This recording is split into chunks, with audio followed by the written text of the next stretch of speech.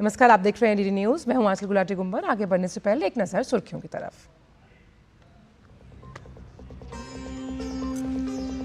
NEET मामले में supreme court का आदेश। पेपर की प्रिंटिंग से लेकर परीक्षा केंद्र तक पहुंचाने के लिए एसओपी तैयार करे उच्च स्तरीय समिति। 30 सितंबर तक दिया समय। कहा गड़बड़ी सिर्फ पटना और हजारीबाग तक सीमित, पूरी परीक्षा की शुचिता पर नहीं हुआ असर।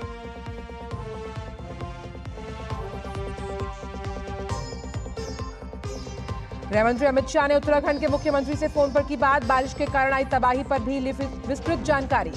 वायुसेना के MI-17 और चिनूक के जरिए केदारनाथ मार्ग पर फंसे यात्रियों का रेस्क्यू जारी। खराब मौसम के कारण रोकी गई केदारनाथ यात्रा।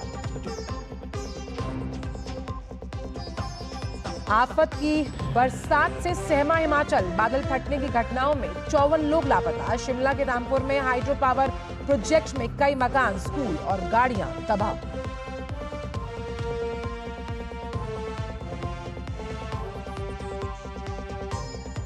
वायनाड में बेली ब्रिज पूरी तरह चालू होने से रेस्क्यू ऑपरेशन में तेजी। उन्नत हल्के हेलीकॉप्टर और तटरक्षक जहाज अभिनव भी तैनात। 250 के करीब पहुंचा मौत का आंकड़ा। अब भी सैकड़ों लापता।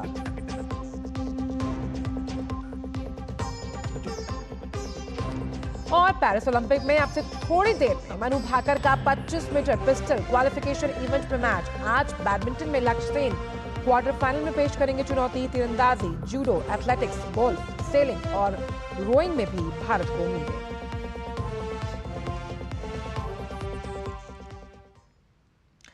नीट मामले में सुप्रीम कोर्ट की उच्च स्तरीय कमेटी के संबंध में आदेश आया है। सुप्रीम कोर्ट ने कहा कि प्रश्न पत्र के प्रिंट होने से लेकर परीक्षा केंद्र तक पहुंचने तक की जो गड़बड़ी है उसे रोकने के लिए एसओपी जरूरी है। कमेटी को एसओपी को लेकर एक रिपोर्ट तैयार करने का भी निर्देश दिया है। सुप्रीम कोर्ट ने 30 सितंबर 2024 तक कमेटी रिपोर्ट तैयार करने के आदेश भी दिए। दरअसल केंद्र सरकार ने एक हलफनामे में कोर्ट को बताया था कि भविष्य में प्रतियोगी परीक्षाओं में नीट जैसी गड़बड़ी को रोकने के लिए इसरो के पूर्व चेयरमैन के राधाकृष्णन की अध्यक्षता में कमेटी गठित की जा रही है। अपने फैसले में सुप्रीम कोर्ट ने दोहराया कि पूरी परीक्षा की शुचिता प्रभावित नहीं हुई, सिर्फ पटना और हजारीबाग तक ही गड़बड़ी सीमित थी। गृह मंत्री अमित शाह ने उत्तराखंड के मुख्यमंत्री से फोन पर बात की।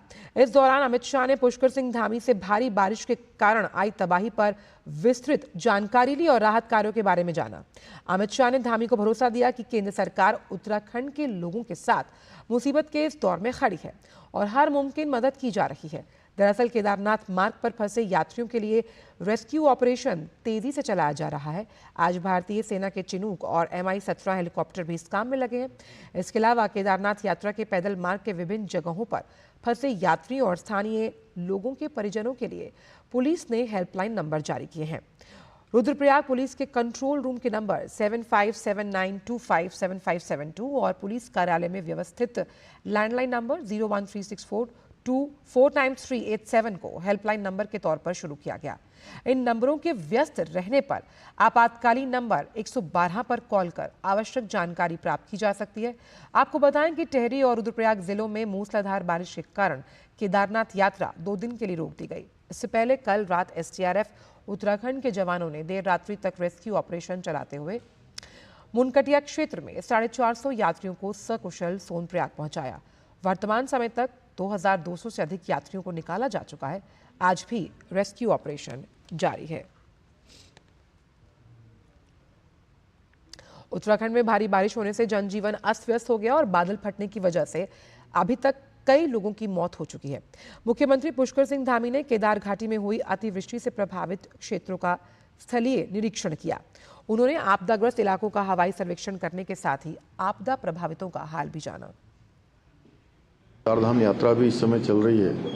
चारधाम यात्री भी हमारे सभी सुरक्षित रहें, उसके लिए भी लगातार सभी अधिकारी हमारे अलर्ट मोड में हैं। मौसम विभाग की जिस प्रकार की सूचना आ रही है उसके अनुरूप आगे भी उसको प्रसारित किया जा रहा है, लोगों तक पहुंचाया जा रहा है, क्योंकि उनकी सुरक्षा भी हमारे लिए बहुत ज़रूरी है। और साथ साथ जो प्रदेश के अंदर ये आपदा और भारी मानसून की वृष्टि के कारण से जो नुकसान हो रहा है या जहाँ पर भी ऐसे स्थान है, सुरक्षित स्थान है, उन सभी स्थानों पर कहा गया है कि सभी को सुरक्षित जगहों पर पहुँचाया जाए। और हमारी पहली प्राथमिकता है कि हर प्रकार से जो जान माल है उसको बचाया जाए, लोगों को सुरक्षित स्थानों पर पहुँचाया जाए, उसके लिए काम कर रहे हैं। हिमाचल में बादल फटने से मलाणा पावर प्रोजेक्ट बांध टूट गया, जिसकी वजह से कुल्लू में स्थित मकान और मंदिर बुरी तरह से प्रभावित हुए हैं। बाढ़ से बलादी गांव में एक सरकारी स्कूल, 2 मंदिर, 8 मकान भी बह गए।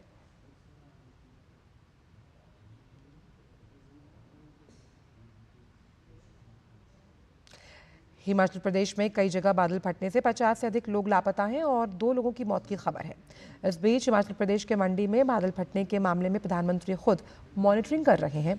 उन्होंने शीर्ष अधिकारियों से प्रभावितों को हर संभव मदद सुनिश्चित करने के लिए कहा। शिमला और कुल्लू जिले में श्रीखंड की पहाड़ियों में बादल फटने की बाढ़ की स्थिति उससे उत्पन्न हुई। शिमला के रामपुर क्षेत्र के समेज खड्ड में बादल फटने से काफी जानमाल का नुकसान हुआ। यहाँ 36 लोगों के लापता होने की खबर है। चंबा में भी बादल फटने से कई घर और गाड़ियां मलबे में दब गए। मणिकरण घाटी के मलाणा क्षेत्र में बादल फटने के बाद पार्वती नदी का जलस्तर बढ़ गया। वहीं मनाली में ब्यास नदी ने फिर अपना रास्ता बदला, जिसकी वजह से हाईवे डूब गया। अगले कुछ घंटों में भारी बारिश की संभावना को देखते हुए राज्य सरकार ने मंडी के सभी स्कूल और कॉलेजेस को बंद रखने का निर्देश दिया है।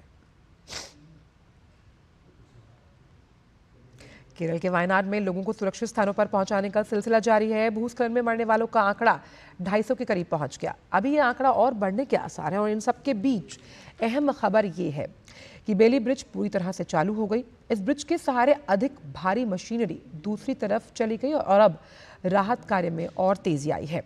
भूस्खलन के आसपास के जो 6 क्षेत्र हैं उसमें उसे विभाजित किया गया। कुल 40 खोज दल तैनात किए गए। पड़ोसी मलप्पुरम जिले में चलियार नदी के निचले हिस्से में भी तलाशी अभियान तेज कर दिया गया। एयरफोर्स का चिनूक, 3 टैंकर ATF और तट रक्षक बल के जहाज अभिनव को तैनात किया जा रहा है। 35 ICG कर्मचारियों का एक दल 30 जुलाई को चुरलमाला और आसपास के गांव में बचाव अभियान चला रहा है। वायनाड में राहत और बचाव के काम में केंद्र से लेकर राज्य सरकार की तमाम एजेंसियां लगी हुई हैं। हर कोई मदद का हाथ बढ़ा रहा है। RSS की सेवा भारती टीम भी घटनास्थल पर 30 तारीख से मौजूद है। बिना किसी मीडिया कवरेज के सेवा भारती के लोग वायनाड के लोगों की मुश्किलों में मदद कर रहे हैं। फिर चाहे लोगों को रेस्क्यू करना हो, भोजन पहुंचाना या फिर मृतक लोगों का अंतिम संस्कार करना, RSS से जुड़ी सेवा भारती दिन रात वहां काम कर रही है। सेवा भारती के स्वयं सेवकों से बात की हमारे संवाददाता नीरज सिंह ने। हम वायनाड में हैं और वायनाड में उस जगह पर हैं जो बड़ी संख्या में इस त्रासदी का शिकार हुए हैं, जो हिंदू हैं और जिनका क्रीमेशन यहाँ पर किया जा रहा है। ये वही जगह है और इसकी जिम्मेदारी उठाई है RSS से जुड़े संगठन सेवा भारती ने। अभी तक कितने लोगों का अंतिम संस्कार आप लोगों ने कर दिया है और कितने लोग यहाँ पर काम कर रहे हैं? अभी तक 41 लोगों का क्रिमेशन हो चुका है। वो पूरी तरह उसी क्रियाक्रम के साथ जिस तरीके से होना चाहिए उस हिसाब से ही पूरा बंदोबस्त करके किया गया है।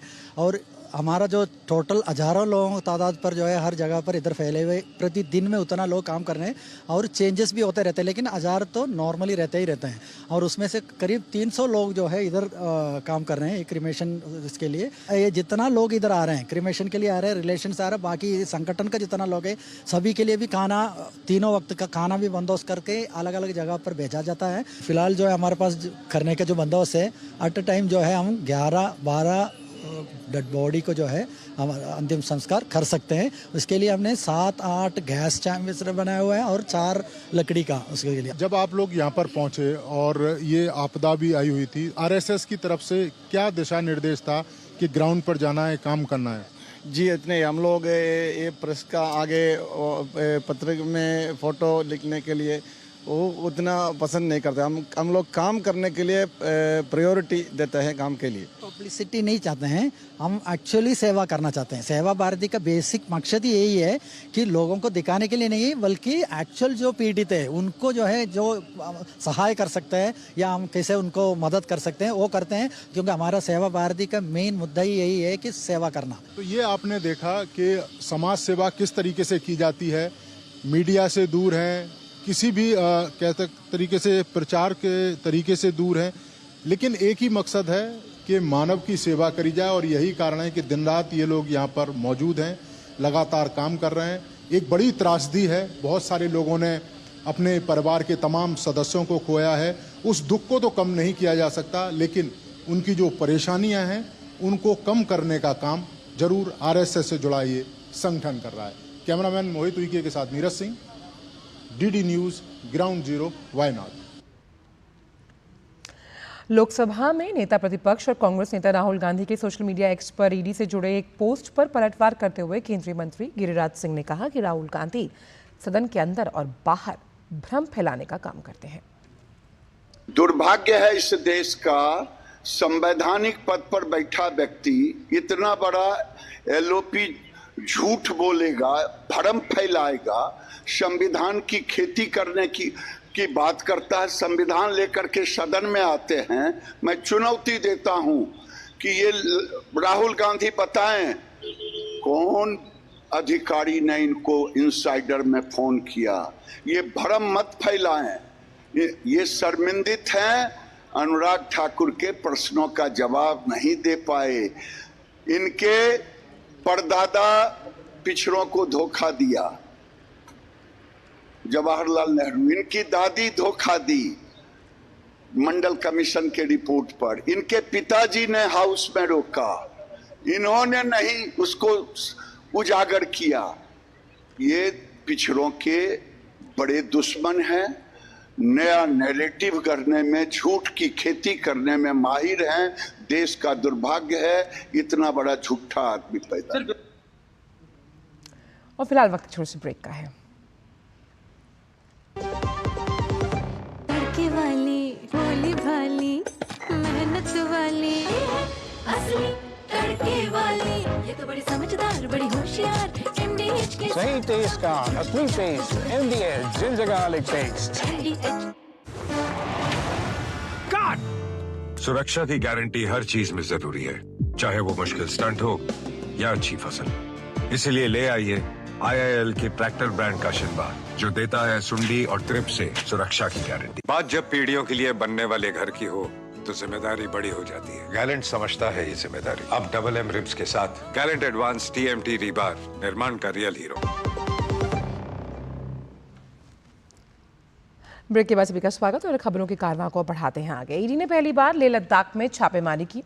जम्मू, सोनीपत और लेह लद्दाख में ये छापे क्रिप्टो करेंसी के फर्जी मामलों की जांच के सिलसिले में मारे जा रहे हैं। एजेंसी ने AR मीर और अन्य के खिलाफ मामले में लद्दाख के लेह, जम्मू कश्मीर और जम्मू के साथ साथ हरियाणा के सोनीपत में कम से कम 6 ठिकानों पर छापेमारी की। इन पर आरोप है कि हजारों निवेशकों ने फर्जी मुद्रा में पैसे निवेश किए, लेकिन उन्हें इसके बदले कोई आर्थिक लाभ या फिर मुद्रा वापस नहीं मिली। इस बीच केरल सरकार ने चौतरफा दबाव के चलते अपने उस विवादास्पद आदेश को वापस ले लिया, जिसमें वैज्ञानिकों से वायनाड भूस्खलन स्थल का दौरा न करने और आपसी राय और अध्ययन रिपोर्ट को मीडिया के साथ साझा न करने का निर्देश दिया गया था। दरअसल केरल के राहत आयुक्त और आपदा प्रबंधन के प्रमुख सचिव टिंकू बिस्वाल ने एक आदेश में केरल के सभी विज्ञान और प्रौद्योगिकी संस्थानों को वायनाड में मेपाड़ी पंचायत का दौरा न करने का निर्देश दिया, जिसे आपदा प्रभावित क्षेत्र घोषित किया गया। राज्य और अन्य जगहों के वैज्ञानिकों ने इस आपदा के लिए वन क्षेत्र में कमी, नाजुक इलाके में खनन और जलवायु परिवर्तन के घातक मिश्रण को जिम्मेदार ठहराया था। भाजपा नेता शहजाद पूनावाला ने अपने एक्स अकाउंट पर केरल सरकार के उस आदेश की कॉपी शेयर करते हुए इसे तालिबानी फतवा करार दिया है। अभी केरला सरकार ने अपनी आपराधिक जिस प्रकार से भूमिका रही है, केरल में जो मानव निर्मित आपदा आई है उसके लिए उसको स्वीकार लिया है। जिस प्रकार का गैग ऑर्डर, फतवा, तालिबानी डिक्टेट केरल की सरकार ने वैज्ञानिकों के खिलाफ निकाला है, टेक्नोलॉजी इंस्टीट्यूशंस के खिलाफ निकाला है कि वो लैंडस्लाइड के विषय में किसी से कुछ बात नहीं कर सकते ताकि सच्चाई बाहर ना आए। केंद्र की तरफ से लगातार उनको नोटिफिकेशन मिलता रहा कि देखिए यहाँ पर एक आपदा आ सकती है, तो उसको इग्नोर किया गया। 18 जुलाई, 19 जुलाई, 23 जुलाई, 24 जुलाई अलग अलग दिनों पर आई, परंतु इन्होंने ध्यान नहीं दिया।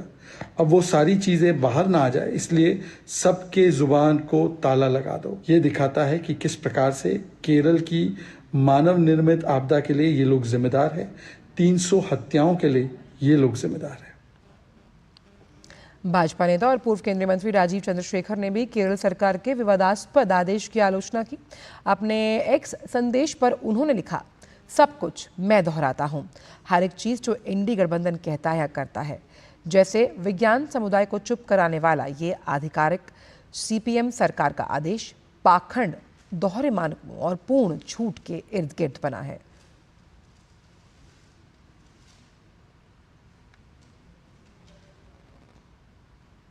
भाजपा नेता अमित मालविया ने भी केरल सरकार के आदेश की निंदा की। अपने एक्स संदेश में उन्होंने कहा कि ऐसी त्रासदियों का आकलन करने के लिए आवश्यक वैज्ञानिक दृढ़ता को खत्म करने के अलावा ऐसा क्या है जिसे राज्य सरकार छिपाने की कोशिश कर रही है।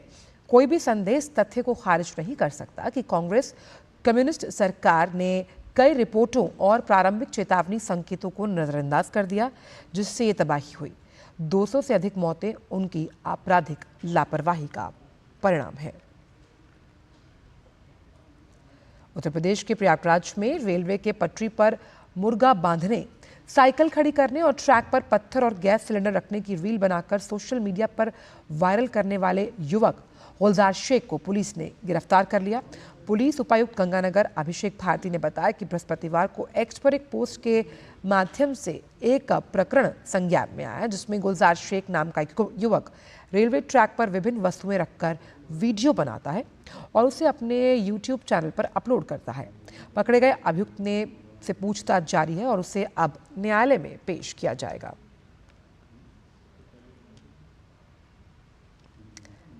प्रधानमंत्री मोदी के संसदीय क्षेत्र बनारस में बने उत्पादों ने सिर्फ देश में ही नहीं बल्कि दुनिया भर में अपनी खास पहचान बनाई। फिर चाहे बनारस की प्रसिद्ध बनारसी साड़ी हो या फिर बनारसी खिलौने, पिछले कई सालों से वैश्विक स्तर पर बनारस के बने उत्पादों की मांग बढ़ी है। बाहर जाने वाले उत्पादों की श्रृंखला में शामिल नवीनतम मेड इन वाराणसी के बैच हैं, जो अमेरिका और अफ्रीकी देशों सहित देशों के सशस्त्र बलों की वर्दी पर अपनी चमक बिखेर रहा है। 2014 के बाद से मेड इन वाराणसी बैच के कारोबार को काफ़ी बढ़ावा मिला। जीआई टैग के सहित सूचीबद्ध होने से इस कारोबार को नई गति और दिशा मिली। अमेरिका, ब्रिटेन, ओमान, युगांडा समेत कई देशों के सैन्य बैच वाराणसी की संकरी गलियों में बनते हैं। शादाब आलम उन स्थानीय लोगों में से एक है जिनका परिवार 3 पीढ़ियों से कशीदाकारी के उद्यम से जुड़ा हुआ है। वर्षों से उनके परिवार ने वाराणसी के अन्य निवासियों के साथ मिलकर शहर को वैश्विक पहचान दिलाने में महत्वपूर्ण योगदान दिया। काशी के कलाकृतियों के साथ साथ दुनिया किस कदर वहाँ के कलाकारों की कायल है, इसका अंदाज़ा महज इसी से लगाया जा सकता है कि दुनिया के कई बड़े देशों के राष्ट्राध्यक्ष यहाँ की कलाकृतियों को सहर्ष स्वीकार करते हैं। इसका सबसे अच्छा उदाहरण है काशी के कलाकारों द्वारा बनाई गई वो कलाकृति जिसे प्रधानमंत्री ने फ्रांस के राष्ट्रपति इमैनुअल मैक्रों को तोहफे के रूप में दिया था।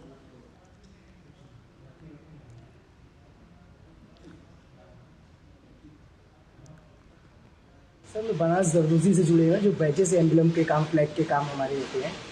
ये मेरे दादाजी कर रहे थे, उसके बाद मेरे वालिद, मेरे पापा जी कर रहे थे, उसके बाद मैं कर रहा हूँ। ये तीसरी जनरेशन हमारी है और ये लगभग 100 साल तो हो ही गए हैं, 100 साल पार हो गए हैं। ये इंटरनेशनल हम लोग आते हैं, जैसे Malaysia, America, England, Europe, UAE, Dubai, Malaysia और जर्मन, फ्रांस। अभी हम लोग लास्ट टाइम जो फ्रांस के राष्ट्रपति के लिए एम्बलम बनाया, तो फ्रांस के राष्ट्रपति आए थे, उनको बना के गिफ्ट किया गया था। उसके बाद मैगसेस के नॉर्वे के लिए आए थे, उनके राष्ट्रपति के लिए फ्लैग बनाया गया और अपने देश के प्रधानमंत्री के लिए अक्सर हमेशा हम वस्त्र बनाते रहते हैं। सर, ये बहुत बारीकी काम है, एकदम छोटी नीडल, महीन नीडल से छोटी छोटी जरी को कट करके, जरी के धातु को छोटा छोटा कट करके उसको भून, महीन कढ़ाई से भून कर एक नया लुक दिया, डिज़ाइन बनाई जाती है, जो कि किसी भी एम्बलम और डिज़ाइन को बारीकी से महीन करके उसको भुना जाता है। उत्तर प्रदेश में कांवड़ियों पर हेलीकॉप्टर से पुष्प वर्षा की गई। फूलों की बारिश होते ही हर हर महादेव और बम बम बोले के जयकारों से उत्तर प्रदेश गूंज उठा।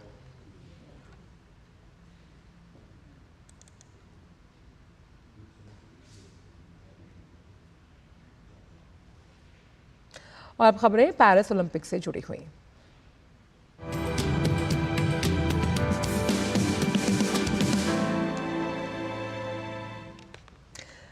अब से थोड़ी ही देर में पेरिस ओलंपिक में 2 कांस्य पदक जीत चुकी मनु भाकर तीसरे पदक की दावेदारी के लिए 25 मीटर पिस्टल के क्वालिफिकेशन में उतरेंगी। मनु के अलावा ईशा सिंह भी क्वालिफिकेशन में आएंगी नजर।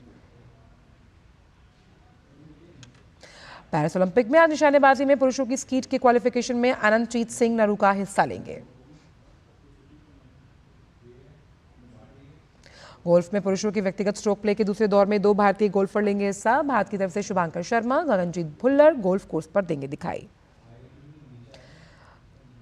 वहीं तीरंदाजी में मिश्रित टीम स्पर्धा शुरू होगी। भारत की तरफ से अंकिता भगत और धीरज बुम देवरा एलिमिनेशन राउंड में लेंगे हिस्सा। जूडो में भारत की तुलिका मान राउंड ऑफ 32 में लेंगी हिस्सा। महिलाओं के 78 किलो भार वर्ग में तुलिका का सामना क्यूबा के खिलाड़ी से। वहीं सेलिंग में भारत की नेत्रा कुमारन महिलाओं की डिंगी स्पर्धा में रेस 3 और रेस 4 में लेंगी हिस्सा। वहीं पुरुष वर्ग में विष्णु सर्वानंद रेस 3 और रेस 4 में प्रतिस्पर्धा करते हुए दिखाई देंगे। साथ ही बात अगर हॉकी की जाए तो हॉकी में भारतीय टीम का सामना शाम 4:45 बजे ग्रुप बी में ऑस्ट्रेलिया से। भारतीय टीम बेल्जियम से मिली हार को पीछे छोड़ जीत के इरादे से उतरेगी। रुख बैडमिंटन का, जहां शाम 6:30 बजे लक्ष्य सेन क्वार्टर फाइनल का मुकाबला खेलने उतरेंगे। सामना होगा ताइपे खिलाड़ी से, जो कि चीन से है। और एथलेटिक्स में महिलाओं की 5000 मीटर रेस के पहले राउंड में पारुल चौधरी और अंकिता ध्यानी लेंगी हिस्सा। ये रेस रात 9:40 पर होगी शुरू। और वहीं 11:40 में शॉटपुट के क्वालिफिकेशन राउंड में मुकाबले आयोजित किए जाएंगे। भारत की तरफ से तेजिंदर पाल सिंह तूर लेंगे हिस्सा। और फिलहाल समाचारों में इतना ही। दीजिए इजाजत, नमस्कार।